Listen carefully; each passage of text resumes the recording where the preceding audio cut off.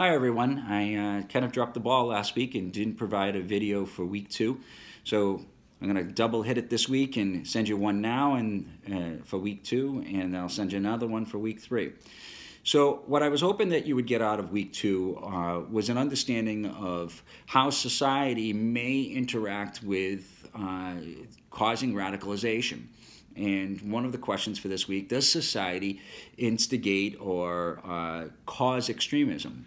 So we have to look at the factors that you may have covered in criminology and victimology, or you may have covered during 1 week of the Introduction to Criminal Justice course, is an understanding of crime causation. Now, terrorism isn't considered on the level of street crime, but it is crime, criminal behavior, and it does require that same type of mindset.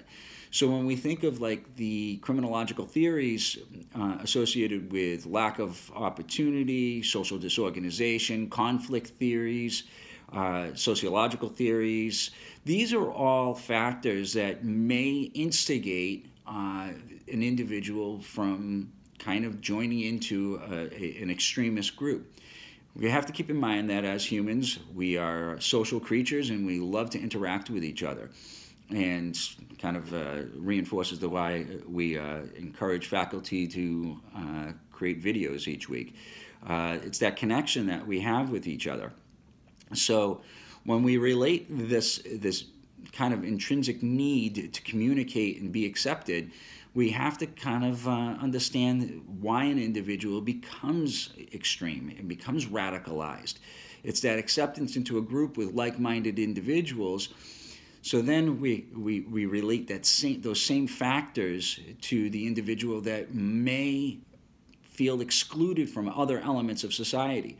So when we ask a question, does society instigate or encourage criminal behavior, we have to think of the criminological theories that I mentioned earlier, that is there a lack of opportunity? So in another class, I mentioned that we look at the individual that may not have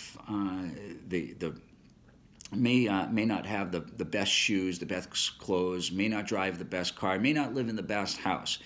We have that sense of greed and envy, and they look over and they see that somebody else has it, and then they question, why don't I have it?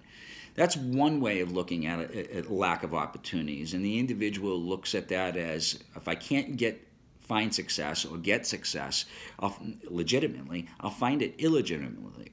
The other way of looking at it as a lack of opportunities is that there's a culture or an area of society that does not get the same treatment as other areas of society or other members of society.